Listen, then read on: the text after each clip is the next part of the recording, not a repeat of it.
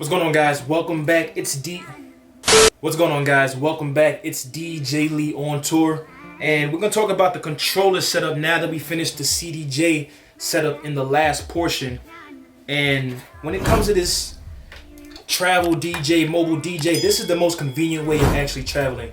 Yes, this board looks kind of scary, but in reality, this is my favorite thing to use when it comes to DJing. So of course you have your headphones set up. You bring your headphones with you, of course. But this bad boy takes about 2 wires and whatever output input you want to use, all right? So this whole thing that we see right here is the same exact thing as having a CDJ, a mixer, and a CDJ, or a vinyl, mixer, vinyl, turntable, mixer, turntable. Understood? It's the same exact concept, it's just everything on one board. So if you mess up this board, you mess up everything. That's the only difference. You mess up your CDJ on the left on that bad boy that we just went over, that CDJ is going to just die. The mixer will be cool, the other CDJ will be cool, but that CDJ, done. All right. Now, looking at what we have here, this is a 4-channel, 4-track mixer board. This is Pioneer. This is a DDJ SX2.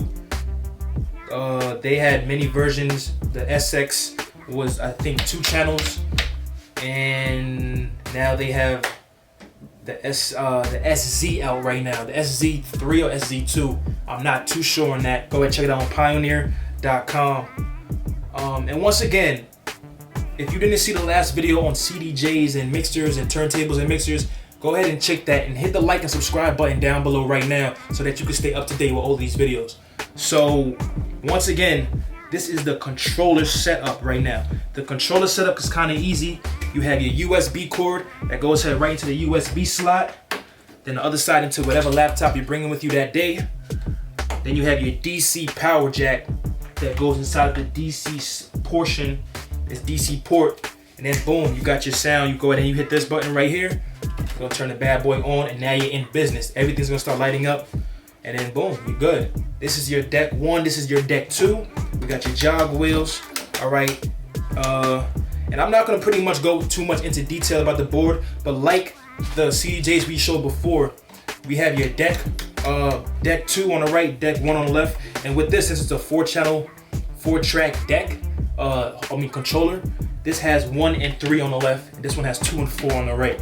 So like I said, the CDJs had the play button, the Q button, and some type of fader.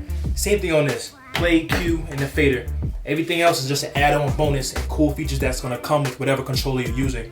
Now looking at this mixer board, we have your master level, just like the other one. We have your crossfader, we have your fader volume faders. I'm sorry. We have your track volume faders, left side, right side, track 1, track 2, left side, right side, track 3, track 4, respectfully. Also, we have your EQs, trim, your highs, mids, lows, and we have all your filters, all right? And that pretty much sums up the way this board is laid out. We have your headphone jack input at the bottom, your headphone level, your headphone Q ports, Q buttons to load up, to hear your music in your ears.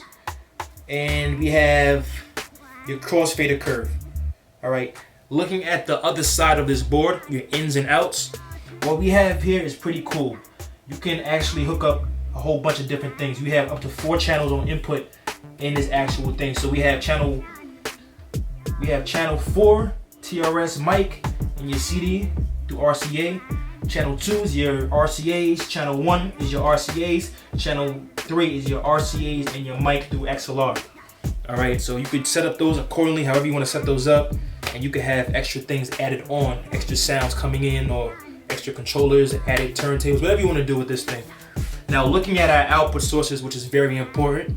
On this right side here, we have our XLRs out, male to female. All right. We have our RCA outputs.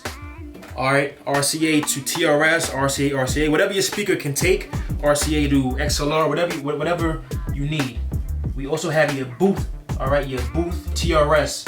So on this specific board, you have a booth level and you have a master level, so that they don't affect each other during the mix. You increase the master, you don't increase the booth. You increase the booth, you don't increase the master, all right? Respectfully. Once again, Looking back at the channels, channel 4, we have the TRS2 right here, which was for channel 4, yeah. The RCAs, like I said before, and that's pretty much it for this board. It's pretty calm, pretty easy as a setup, and it's easy to use. It's easy to carry around. It's not that heavy. Realistically, it's not that heavy. All right. And that's pretty much it for this specific controller. So when you choose your DJ gear, think about it as, where am I going to be DJing? Do I have that type of money? These roughly go about, this one's particularly right now is about probably 900. When I bought it was about 14 to 16, depending on how you get it. And it was brand new, so it was about, actually it was about 1,000, 1,200 I believe. Now when I bought it, about 14 to 1,600. CDJs on the other hand, you could probably get one CDJ for about 800 to 1,200. So spending on 2 CDJs, you're gonna spend about $3,000 on 2 CDJs. Then you still have to get the mixer. So in my opinion, I would get this board, this controller, or a controller that's way more affordable and in your budget, strategically, because you can make this money back once you get nice on this. And once you get nice on this, you can go ahead and you could buy some CDJs. All right, like that's what I did. It paid off. And once you can use one of these, you can use anything. You can use a CDJ. It's kind of hard to transition from CDJ to a controller, I feel, because the jog wheels are kind of small. Using this small jog wheel, these are touch sensitive. So if I touch the top, it's gonna stop the track. Very touch sensitive.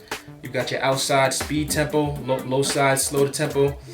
There's a lot of cool features with this. I'll get into the features and what everything does in a later on video. But in this particular video, I just want to cover the differences between CDJs and controllers. Comment below. Let me know if you have any questions on both topics. And of course, like I said, like and subscribe right now. Hit that like and subscribe button. Stay up to date, man. This is what I'm doing. It's DjLee, of course, on tour, and I'm out.